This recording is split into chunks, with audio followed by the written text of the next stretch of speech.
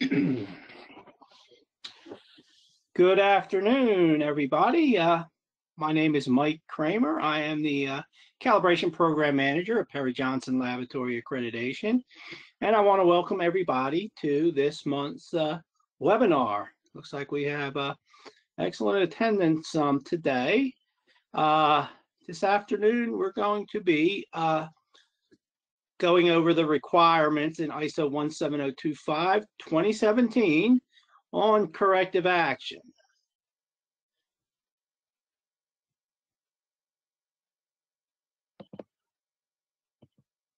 So as always, this webinar is being recorded and it will be available in its entirety on the PJLA website, which you see the link displayed for you there. Also, if you're interested in just obtaining the individual slides, you can also obtain those from our website as well. The duration of this webinar is set for no more than an hour. So we'll dive into today's topic, which is corrective action. So with this presentation, we are still going to revert back some to 2005 standard, 2017. We're operating off of both standards, and mostly for the benefit of those folks that are still needing to transition, and just look at some of the key differences between the two standards, which there's not a whole lot here under this section. So corrective action, what exactly are we talking about? Corrective action is an activity that shall be used to stop, and I boldface there, the reoccurrence of a non-conformance. Corrective action has to be initiated when a problem exists, such as a non-conformance. Remedial action can be easily confused with corrective action. Remedial action or correction is taken to rectify the mistake. Corrective action is an action to eliminate defined non-conformances and prevent reoccurrences. So I see this often doing the assessments. As you know, if you have any non-conformances during one of our assessments, one thing we do require is that you report on your internal corrective actions, if be it a form or however you folks are doing it, and then submit it with objective evidence that the corrective action has been taken. So getting more of a stickler for, excuse me, looking at the true root cause. So, hopefully, if anything, with this assessment, there are a few differences, additions here from 2005 that you take the root cause section to heart. You see, root cause would be, for example, I've doing a PJLA assessment of a real live animal here. I actually saw one root cause that stated found during PJLA assessment. So, that's a very superficial look at that, why something went wrong. So hopefully a key item that I really hope to convey is when you see that root cause, take it to heart, get to the bottom of it, and take action that it won't reoccur. As opposed to simple correction, put a Band-Aid on it, just contain it, which does not take it a step further and assure reoccurrences. So again, just looking at the two standards, 2017, 2005, a couple things have been added, which you see listed there. You have to determine if the similar non-conformances exist or could potentially exist. And then risk. So this is a shall here with the risk section. So whenever you do corrective action, you need to, and we'll get to these requirements here, risk and opportunities are now incorporated in with your implementation of corrective action. 2005 was specific to additional internal audits. That requirement has been erased. So there you see from old 411.5 from the 2005 standard, that requirement, which did not crosswalk over to the 2017 standard. So again, from 2005, we see the laboratory shall establish a policy and procedure. And those of you that's been tuning in regularly on my monthly webinars, one term I like to use a lot is less prescriptive when we compare the 2017 to the 2005 standard. There's a lot less requirements for specific procedures. However, if you have a procedure, you could still utilize it and assure that you're going to comply with the requirements within the standards.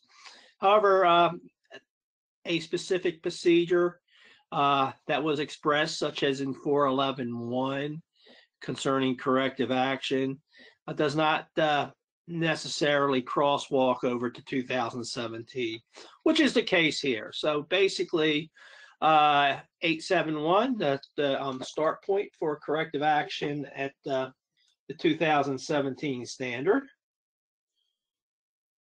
Basically states right there that when a nonconformance occurs, a laboratory shall react to the nonconformant and as applicable. So if you're still utilizing a procedure and you're in 2005, if it works for you, you can still utilize it. However, you should revise it. So you'll see why as we're going through here. Your procedure should be capturing some additional elements that 2017 brings forth.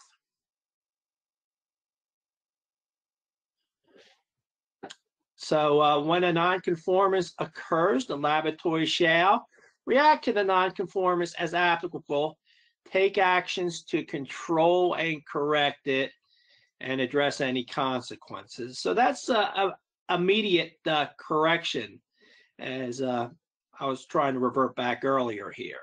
So an example here is if you to recall a test report, perhaps you sent out a test report, had some information on it that was not correct, perhaps wrong serial numbers, wrong dates, wrong lot numbers, whatever. To recall the test report and make necessary changes is remedial action. Sure, you maybe amend the report, you make the corrections on it, and you send your customer the amended and the correct report. So making those changes is a remedial action or correction, because making changes in the report does not help to prevent reoccurrences of the nonconformances. You corrected it in that one instance. However, just issuing a report will not, reissuing a report based on mistakes will not, that correction will, does nothing about looking down the road, assuring that it won't happen again.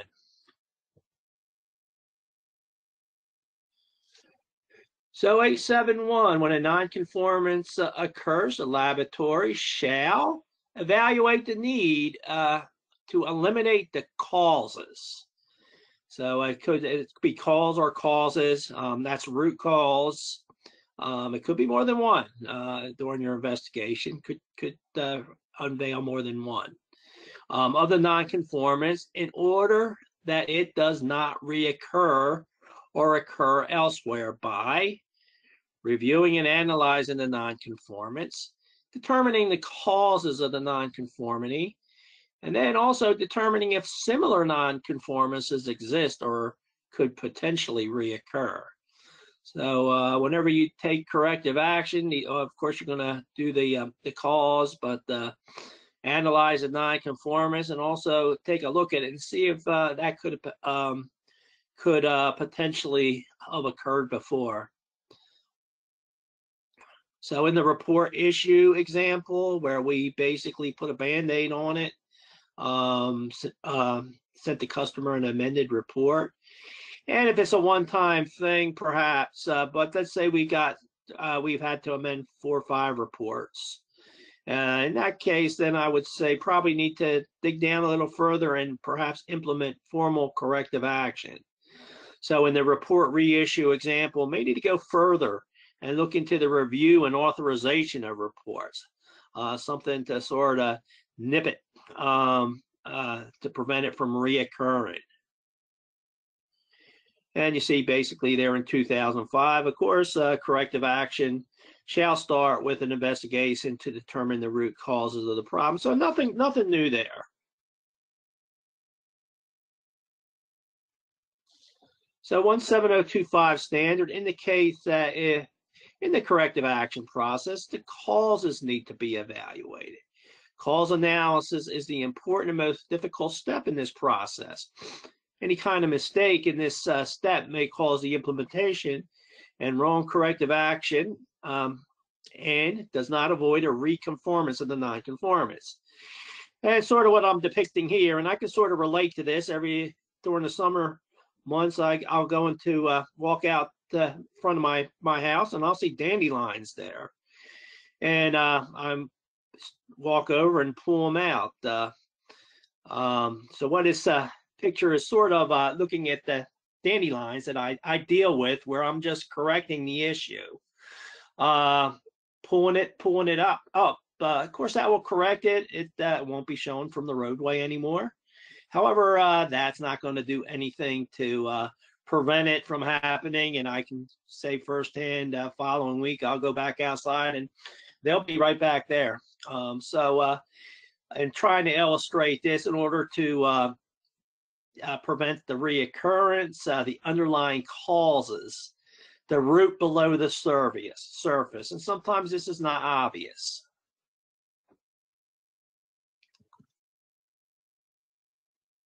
So when a nonconformity occurs, still under 871, and you'll see we go from A through F, with the first clause being when a nonconformance occurs, the laboratory shall. So again, these are all requirements because these are all associated with that shall word. Implement any actions needed. So ideally, necessary conditions for corrective action should be clearly defined. The laboratory management should be confident about the effectiveness and the performance of the corrective action.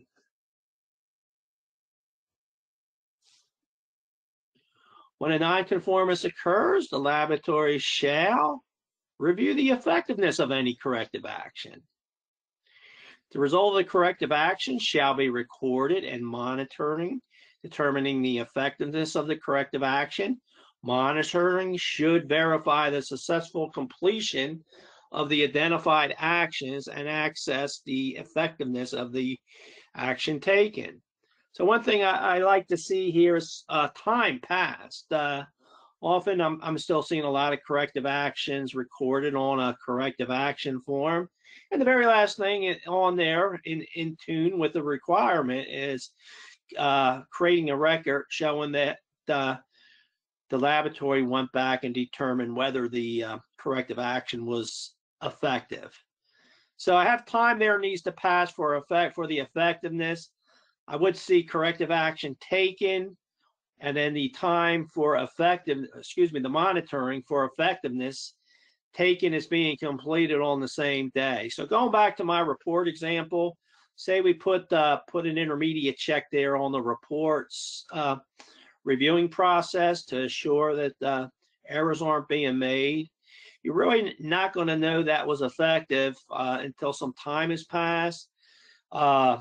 Say 30, pull a random number, 30 days out, 30 days have passed, and then go back and determine, hey, have we had to amend any reports? Is this corrective action working? And if we haven't had to amend any, it appears to be working and would be determined to be effective.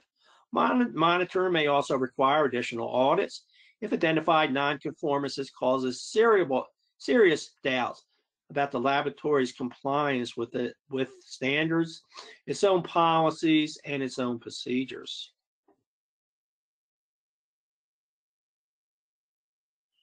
Okay, and here's the addition here.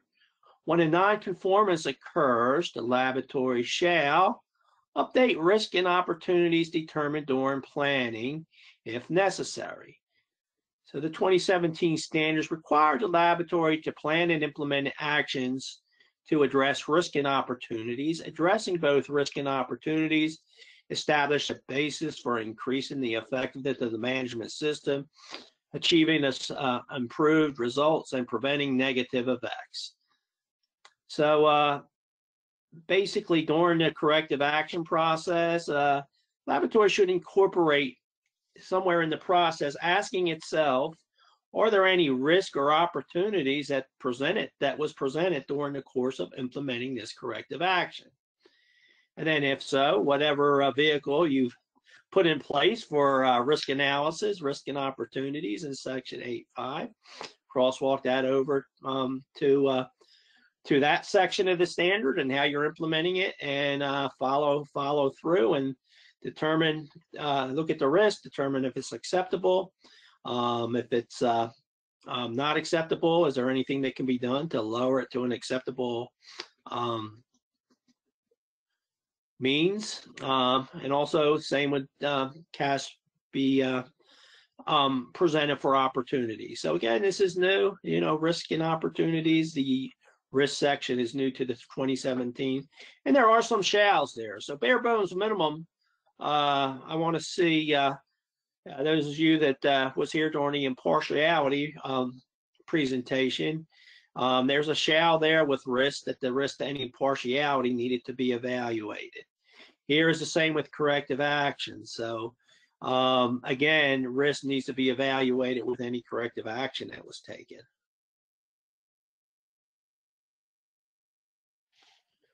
So when a nonconformance occurs, F here, we're getting to the end of 871, the laboratory shall make changes to the management system if necessary. So if corrective action was implemented and procedural information needs to change as a result of the corrective action, a form reference, you need to go back and look at your 17025 2017 compliant quality management system and ensure that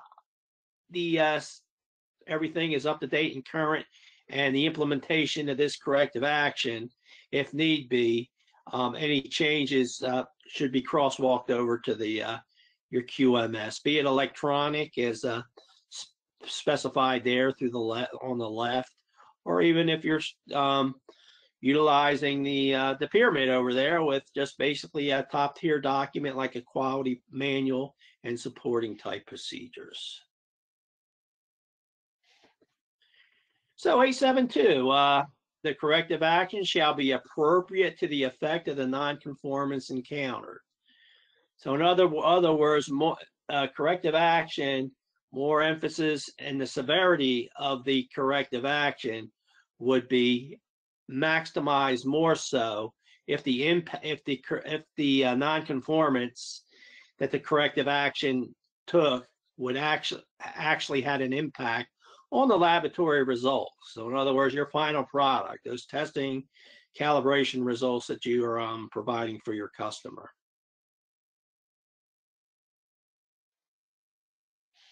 The laboratory shall retain records as evidence of the nature of the nonconformances, the causes and subsequent actions taken, and the results of any of the corrective actions. So again, that could be issued on a nonconformance / corrective action type form here, or perhaps you're able to, when it says retain records, so you're showing what's going to be done and maintain those records in conjunction with the corrective action. Be able to go back and go through your quality management system if done electronically and capture everything that was done, what the root cause was, and capturing any subsequent actions and the results of the corrective action.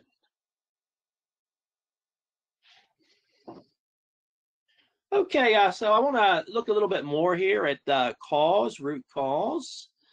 There's a lot of information out there on the World Wide Web on root cause analysis. So it should be performed as soon as possible after the error of variance occurs. Otherwise, important details may be missed. All of the personnel involved in the error should be involved in the analysis. Without all parties present, the discussion may lead to fictionalization or speculation, and that will dilute the facts. So I got just their diagram, some tools,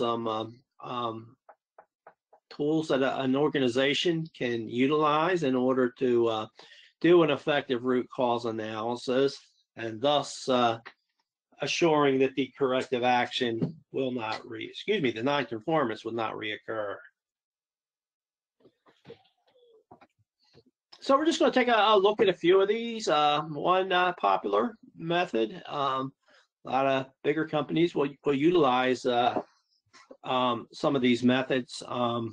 I used to work for a Fortune 500 company. We used to do a SWOT analysis for any sort of corrective action that had to be done. Another popular one is the fishbone or Ishikawa, or cause and effect diagram, it's sometimes referred to.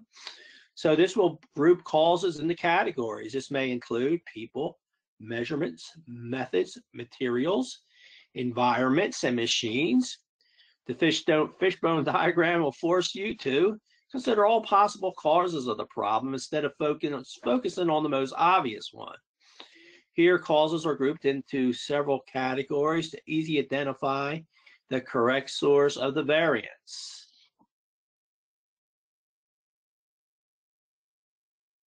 Categories are very broad and might include things like people or environment.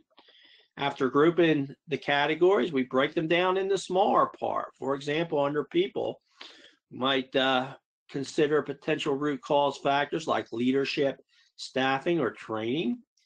As we dig deeper into potential causes and subcauses, questioning each branch, we get closer to the source of the issue. We can use this method to eliminate unrelated categories and identify correlated factors and likely root causes.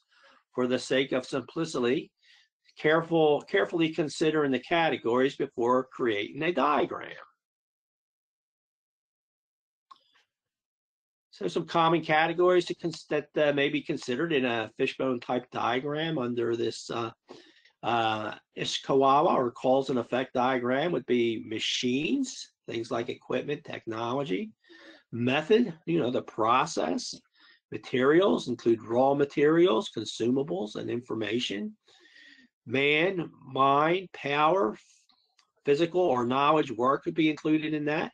Measurement, inspection, mission, purpose or expectations. Management, money, power, leadership. Just sort of taking a broad category here and just breaking them down. Maintenance products or services, price, promotion, marketing, process system, people, personnel, physical evidence, performance, surrounding, place, environment, suppliers, skills. As we dig deeper into potential causes and subcauses, questioning each branch, we get closer to the source of the issue. We can use this method to eliminate unrelated categories and identify correlated factors and likely root causes. That's one method. It may work for some organizations, may not. It's popular in larger organizations. One thing that may work better for your organization is a whole concept of brainstorming. The brainstorming process brings together a group of people to discuss the issue in question in a facilitated environment. The basic premise is that a group of people working collectively to find a solution is more productive and innovative than if each person tried to come up with a solution individually.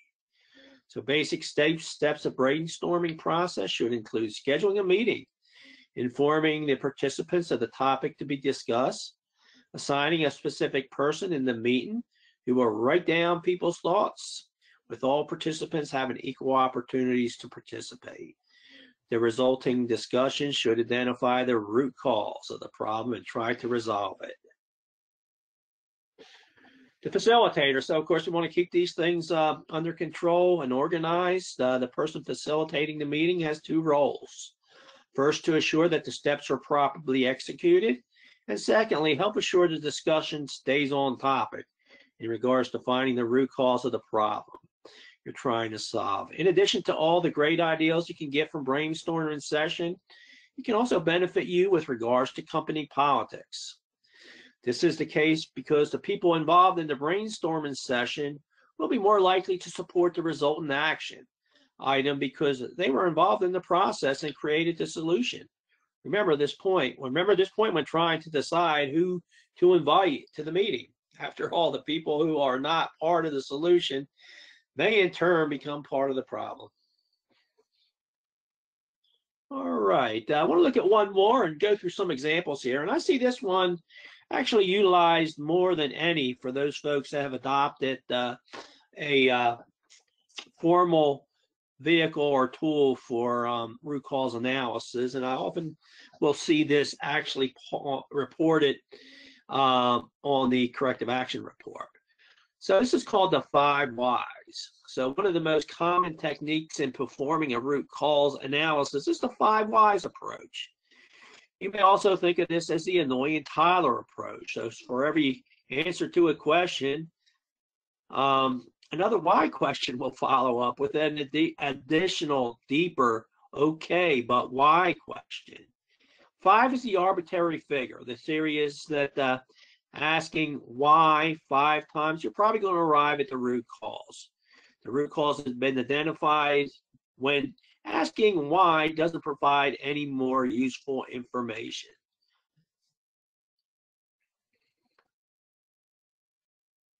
So the 5 whys is actually a technique which was developed and fine-tuned within Toyota Motor Corporation as a critical component of its problem-solving training. Toyota encourages teams to dig into each problem that arose until they found the root cause. So I got here an example of a 5 whys that was offered out by the Toyota at one of their plants.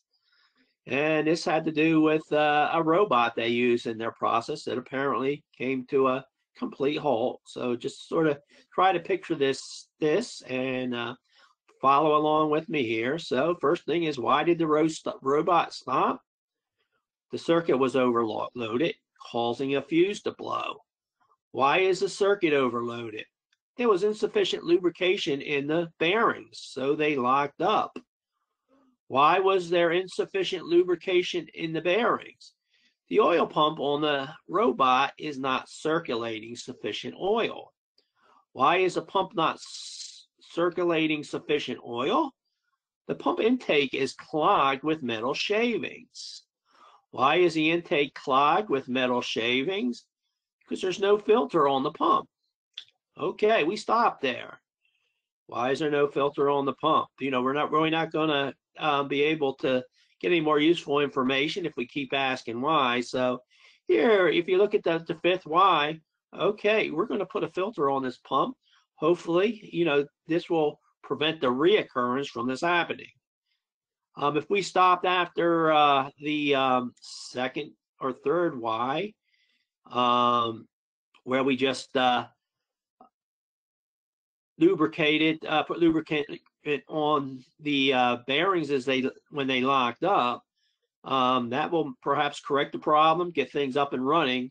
However, it's probably very likely going to happen again. So ideally, this corrective action of putting a filter on the pump will actually greatly reduce any possible reoccurrence of this robot stopping. Okay, got another one here for you from American, the ASQ, Quality Progress. And this is a good 5 why example. You may have seen this somewhere before. Problem here is that Jefferson Monument is deteriorating faster. Why does the monument deteriorate faster? Because it gets washed more frequently. Why is it washed more frequently? Because it receives more bird droppings. Why are there more bird droppings? Because the birds are attracted to the monument. Why are birds attracted to the monument? Because they are more fat spiders in and around the monument. Why are there more spiders in and around the monument? Because there are more flying insects in and around the monument during evening hours. Why are there more insects? Because the monument illumination attracts more insects. So in this case, this actually went to 6 Ys, as you see. We found the real root cause of the issue, which was the light, which is correlating to more insects, which is correlating to more spiders, which is correlating to more birds, which is correlating to the droppings being put on the birds, which correlates to why the monument is being washed more frequently, thus having it deteriorate at a more rapid pace. So, like I said, that's all. You can have a lot of fun with that, the 5 Ys, and take root cause to heart, and you really implement something like the 5 Ys. Ideally, you would get at the root cause. You'll go under the surface and get the roots to prevent it from reoccurring. One thing at PJLA, we don't like to see reoccurring nonconformances. If we go in 1 year and we write up a nonconformance, an organization on their own corrective action report will look at a root cause, and then we go back there again and we actually find the same problem. That's showing that the root cause is has not been very effective. Excuse me, the corrective action has not been effective and really didn't address root cause. One example, a real life example I like to think about with this is I was once doing an assessment, and there was a scale involved, and they checked the scale every day for their process, and they had a weight that they do it. We're on these checks by. So I saw the individual put a weight on there. He writes something down. He put another weight on there. He wrote something else down. And I went and I looked at the log and noticed that there's a lot of I saw quite a bit of variation there, and sort of asking the individual what was the what were they looking for? As far as is it okay to proceed? Is this scale operating correctly? The individual had no idea. He was trained to put the scale the weights on the scale and record them in the book. So basically, any QA we take to assure the validity of results, monitoring, they have to be analyzed. Hence, a nonconformance was written. I saw corrective action where they basically, in their procedure, they basically wrote predefined limits and a go, no go within the procedure. Next time I go back there, the same person was actually still working there, and the whole process repeated itself. Problem was, yes, they corrected the procedure. That procedure was never implemented anywhere within the organization, and the folks on the front line was not aware of this. So again, hence we had a repeat. That was a major nonconformance. And coming back and looking at the corrective action that was taken, basically on the data form, highlighted in big bold letters, were the scale needs to, when you put this weight on it, it needs to fall between these two predefined limits. Hence, it was very easy. You put it in a procedure, which doesn't do any good unless it's being implemented by the folks out in the field, by capturing it on the data report, hopefully training individuals that actually got at the true root cause. And I hopefully won't see that anymore. So I thought I'd throw that in here to wrap things up. Again, this you should have a space provided for you there on the your GoToWebinar screen. So I'm gonna give me a moment here. I want to see what type of questions we have, and sometimes it takes a while for these to populate. So bear with me. Go ahead. If you have any questions, please keep it pertaining to today's topic. So right now I have absolutely no questions, which is kind of I usually get a fair amount of questions. So hopefully everything's operating correctly. Here we go. It's starting to populate.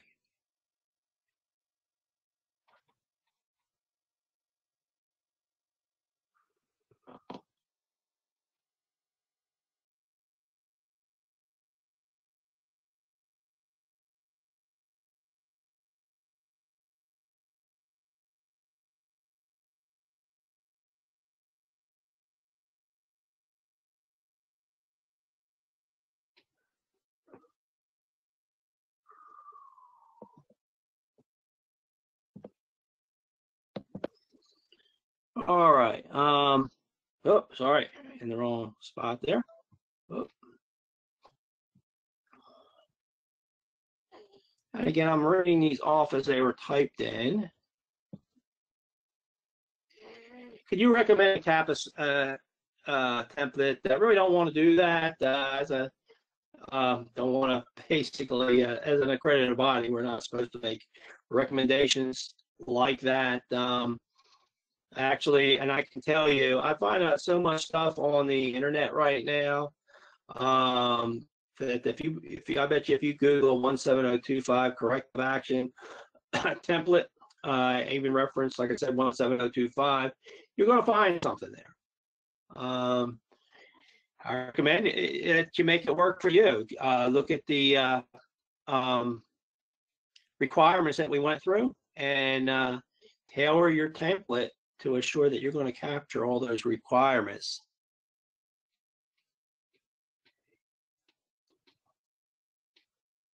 And I don't know, I got a question here. I'm not sure what's being referenced here. Can we decide when we need to perform a RCA? I'm pretty sure CA stands for corrective action. I don't know what the R means though. RCA, I think of an old TV brand there, but when to perform a and I said, if you want to be more direct, tell me what that means, because I really don't even want to take a jab at that, because I'm not sure myself what you're referring to as an RCA. Is the term CAPA now going away? Are corrective actions and corrections the only requirements? Well, CAPA is corrective action, preventive action. In the 2017 term, the term preventive action has gone away as far as requirements. However, those of you that were here during the presentation in 8.5, risk and opportunities, if you think about the whole risk based approach, it's sort of a preventative type of approach. With corrective action is reacting to a non-conformance, and preventive action is being proactive. And I like to joke and use Barney Fife, who always said nip it in the bud, where you try to alleviate a potential non-conformance happening. And I would say, as far as 17025, preventive has gone away. However, if you're still using, and it's useful to you to utilize in your quality management term, incorporate preventive action and corrective action together. Because with corrective action, and there are no specific requirements for preventive action, and if you incorporate asking yourself things like the risk and opportunities, you're going to meet all the requirements anyway. So as far as an assessor and doing an assessment for compliance for 17025, not looking for preventive action to be addressed and specific requirements as within the 17025 2005 standards, excuse me.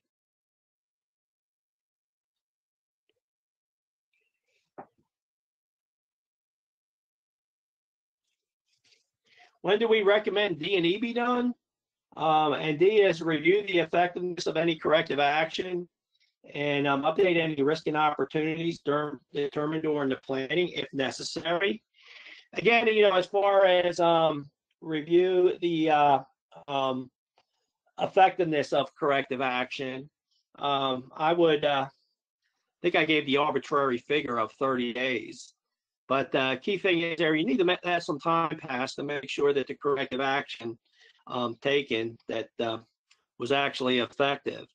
If actually during an annual management review, you do address corrective actions, So it's a good idea that during the management review, that you go back, you review the corrective actions, perhaps determine whether or not at that point they have been effective. But again, whatever works best for your organization. But one thing, you need to let some time pass and determine whether or not the corrective action has truly been effective. Like I sort of gave the example of putting out reports that getting issues with having to amend them because they were going out with errors. So you wanted to actually, if you did a good root cause and let sufficient time go by, if you took corrective action and you're still having reports go out in error, then hey, it hasn't been very effective. If sufficient time has passed, and say you haven't got that call to amend any reports, then chances are it was effective, and then you could say so then as far as documenting that was monitored for effectiveness. Also incorporated in that question was E, update risk and opportunities during the planning. So I would say ideally after you do the root cause and you take corrective, you look at what corrective action to take to eliminate any root cause. Then you ask yourself at that point, are there any risk or opportunities that were presented?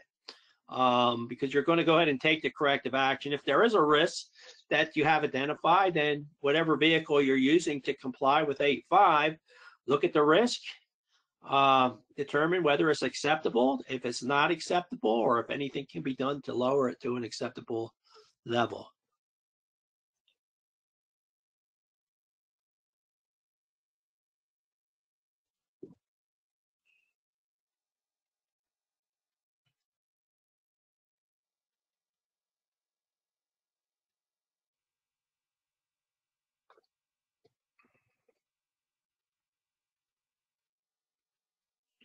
Can we assess the webinar later? Yes. This is something that is going to be all of our webinars. Actually, if you go on the website, and actually I specified this at the very beginning. That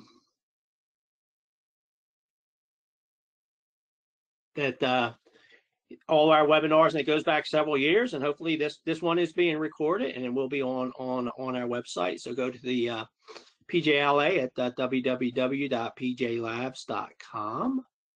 And yeah, we actually have a tab, I believe, that says webinar. And from there, you can go and get the slides, or you can go back and re-listen to the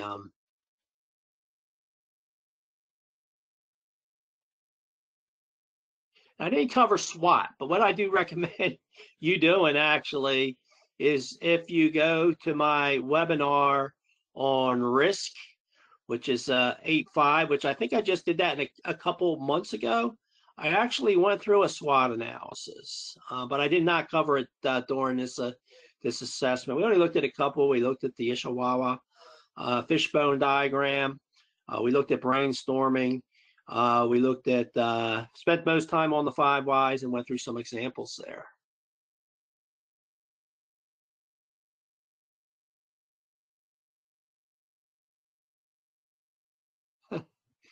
I'm not sure. Thank you for your time, Mr. Mike. Thank you for much appreciated. What's your advice for metrology and calibration beginners? And I'm not sure. I mean, that's a broad question. So, if you're just referring to corrective action, and you haven't done this before, and you're a beginner, and if you're and like I said, keep questions pertaining to today's topic. So I'm assuming this is in regards to corrective action. I would take this presentation to heart, and I would say probably, like I said, the most critical part, well, I said this at the beginning and sort of diagrammed it with a weed coming out of the ground, that you do a good root cause analysis. I find the 5 whys is probably the most easiest and the most effective for small organizations to utilize. So if you're looking for a formal tool, if you're a small organization, I would say 5 whys, or for group participation, And to get folks to buy in, we went over that, the concept of brainstorming, where everybody sort of feels they have an input and ownership in the corrective action that was taken.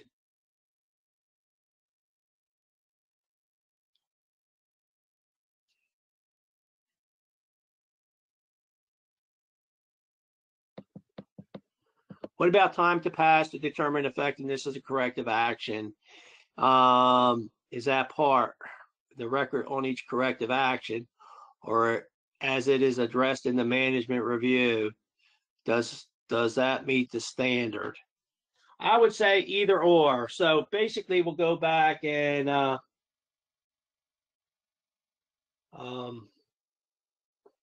look at the requirements. It says you need to, when a nonconformance occurs, the laboratory shall, and we had a list of items A through F, and then you have to create a record of it. So if it's not obvious on the form, if you just hand over a corrective action form, of course, you want to ask yourself, was this effective? And you, during the course of an assessment, if you're asked that question and you showed during the management review that, hey, this was looked at the management review and it was determined here that it was all effective. So as long as you can show that it was monitored somewhere, someplace, and if you're going to do it during your management review and address particular cars then that were instituted, say, within the previous management review, that would be fine. There's no requirement that states it has to be, you know, on a form. So again, you have more flexibility here. So whatever works for you, it would be something that would need to be shown though, as far as doing an audit or an internal audit that y'all do. You should be able to see that step was incorporated, or even a PJLA assessor that has to, or whatever, whoever your accrediting body is, ask, and you know, to show the management review where it's been determined that the corrective actions were evaluated for. Oh, RCA, it's root cause analysis. Okay, I'm sorry, I keep talking about root cause. Root causes. Okay, well, I definitely know what root cause at.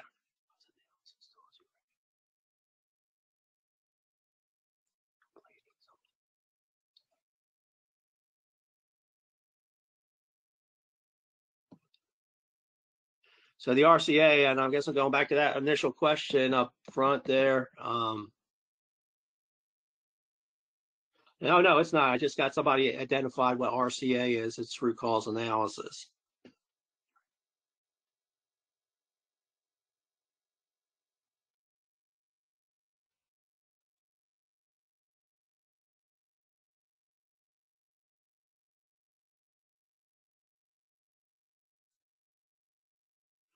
Are there any root cause analysis tools you recommend for situations involving delays in completing something like completing a corrective action or revising a procedure?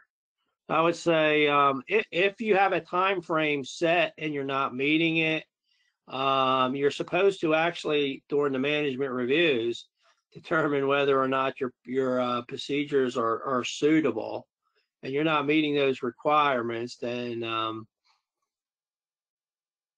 do a root cause analysis. I guess you're asking me what tool to utilize. And I actually presented some of the better ones I saw during this presentation. So I would, you know, I recommend the 5 whys if you're a small organization. If not, the brainstorming. If you want to get more details, something like the Ishikawa or a SWOT analysis may work.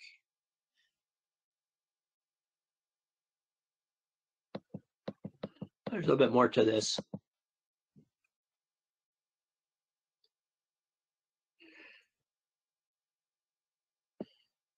And I agree. It says, you know, if it's not following up within a reasonable time, and it points toward a specific person, not following up is reasonable time, it doesn't seem like the best tool.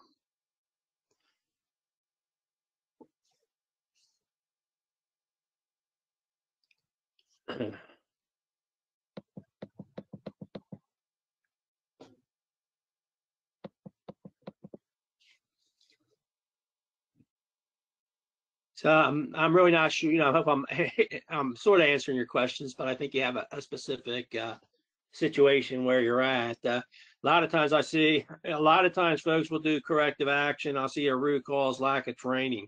Seems like that falls into that category. I'd say often, if I had a category by actual root causes that I've reviewed.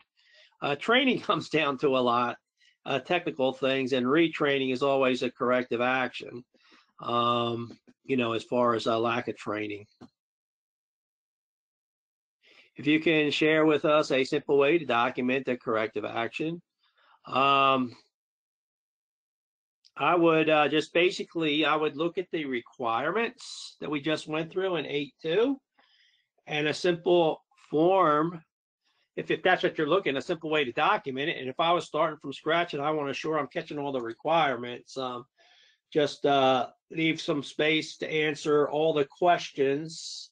You leave it as an open question, 871 A through F, because when making a non-conformance, the laboratory shall being a requirement, capture all those elements. So to ensure that you're implementing them or they're being incorporated into the process, I would incorporate each one of those elements, A through F,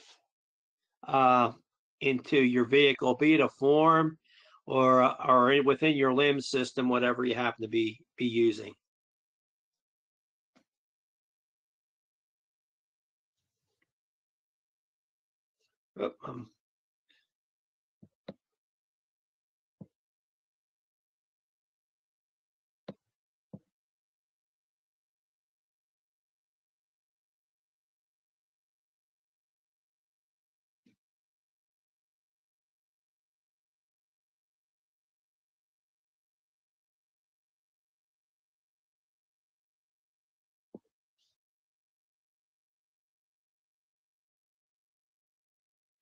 In other words, does the laboratory need to, I guess this is part of another question, the severity of the problem. I would say yes, and it's actually addressed in the requirements, is that and I sort of had that screen set up there with the procedure. Yes, the more critical ones would be the ones that are actually impacting the test results or calibration results that you're putting out. So I would definitely put those as a higher prioritized item than something minor, like perhaps just someone not initialing something off of a data sheet, one time, as opposed to something that would directly impact the results of a test or calibration.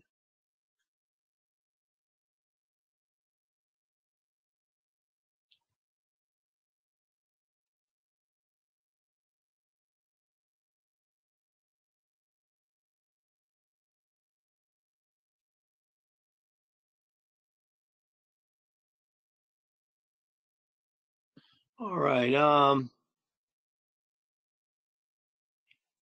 How do you keep people interested in following up? How do you keep people interested in following up on corrective action? They tend to not get a lot of attention unless we really harp on them. That's probably, it could be to those folks, but the one thing we did specify is the brainstorming.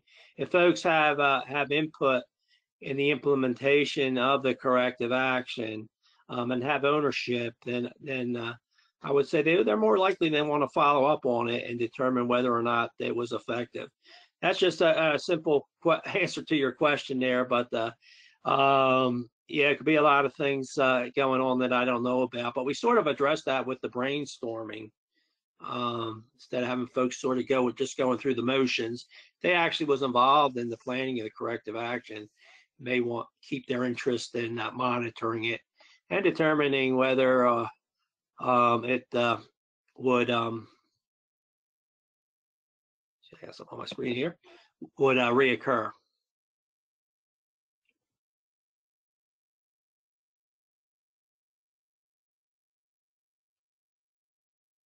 Do you have a preferred method of root cause analysis? I always like the 5 whys. I think it's easy to implement. And if you really do a good job, if you really take it to heart and dig down using that, then I think it's easy for folks to understand how it works. And you can have fun with it, actually. I think, if you saw the couple examples I did here, I hope you really enjoyed them and sort of was able to follow it and see how it worked. And it was sort of fun. I think just keep asking the question, why?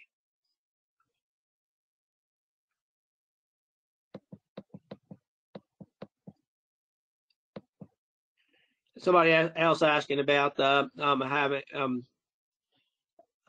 reviewing it for effectiveness, and is that part of the record of each corrective action, and is it addressed in the management review?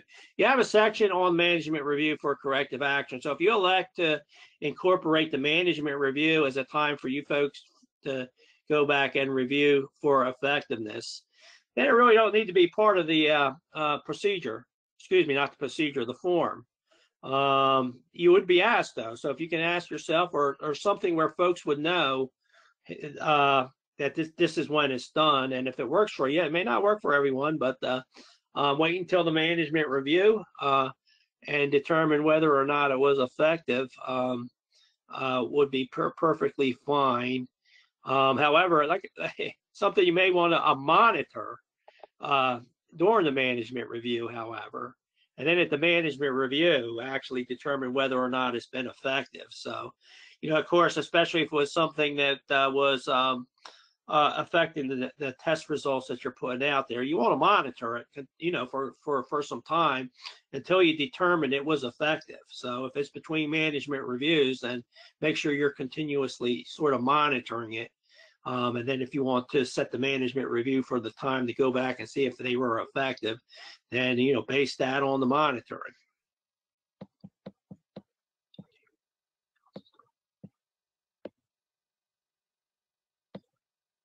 Bear, my screen keeps jumping up to the very beginning.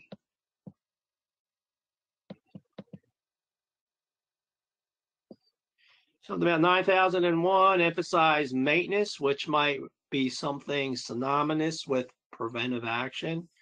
Again, Section 8.7 is an option B. It's an under management system requirement. So if you're a 9001 registered company, you would fall under option B. And this is one of the sections in option B. So if you're doing your due diligence with your 9001 certification, then you would be doing your due diligence for 17025.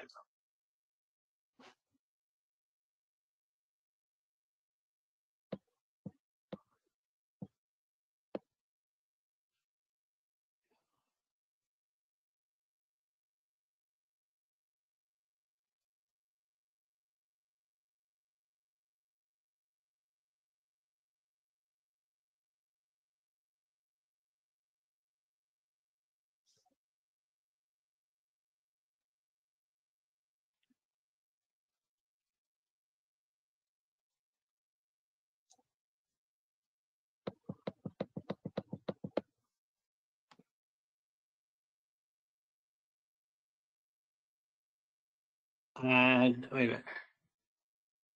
And again, I'm a calibration program manager, so some of these seem specific to testing, which somebody here is referring to all NCW produce corrective action. Again, I'm not sure what you're referring to for an NCW here, so I'm not going to attempt to answer that because I'm not sure what that is. If you want to sort of clarify that for me before we close off.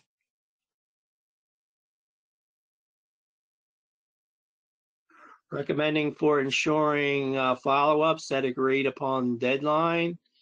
I'm assuming this is a question. Yes, if you implement corrective action and you want to arbitrarily set a time to go back and revisit it to assure that it was effective, then that would be fine.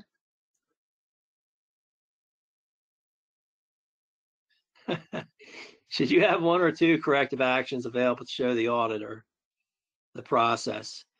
again, I can just speak for myself right now. If I'm an assessor, well, if you're doing an initial assessment to 2017 and you're 2005 right now, as an assessor right now during your transition assessment, we want to assure that you're going to follow the requirements of 2017. So if you actually haven't done a corrective action to the 2017 requirements, need to see at least a vehicle in place, a template or a process showing that you're capturing the additional elements of looking at the risk and opportunities, and also determining whether similar nonconformances could occur. So I'm just basing that, if you're at 2005 and you're doing a transition to 2017, then that's what I would be looking for. Ideally, ideally, I like to see just the 2017 protocol being followed.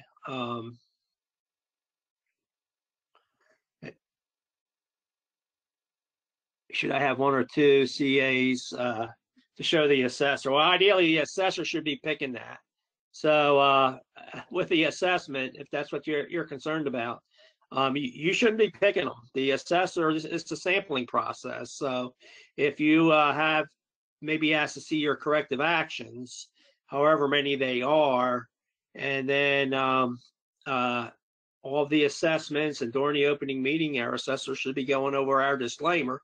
It's a sampling process. So if you have 50 corrective actions, chances are we're not going to look at every single one of them. We will sample them. But I can tell you, as an assessor, I like to see folks writing corrective actions on themselves, particularly if during an internal audit. To me, is showing that they're taking the internal audit to heart, and they're turning the keys and running with the process when a nonconformance does occur by implementing corrective action. Ideally, if you have an effective internal audit program and you're knowledgeable in 17025, ideally you'd be catching the nonconformances and running it through corrective action before the assessor. NCW nonconforming work. Okay, I'm used to seeing NCR just or non-conforming calibration or non-conforming testing. So it didn't click at first what NCW meant. It's non-conforming calibration or testing work. And yeah, anything that falls under non-conformity of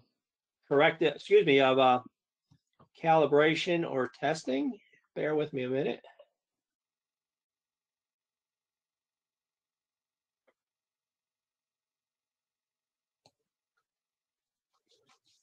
Okay, yeah, if you look at 710, yeah, you have to assure appropriate action was taken. That's a sectional non-conforming work, be it testing or corrective action. So let's say, for an example, and I'll give you an example, if I'm doing an assessment, and this one's kind of fresh in my mind, and I look at a report that you had sent something out to be calibrated, and it was out of tolerance. You need to institute the non-conforming work and do the impact analysis. So yes, I would be looking for the appropriate action to be taken to assure it does not occur again, which would be corrective action. So I would say, yes, when you have an issue in 710 non-conforming work, that you're going to implement your corrective action process to assure it doesn't happen again.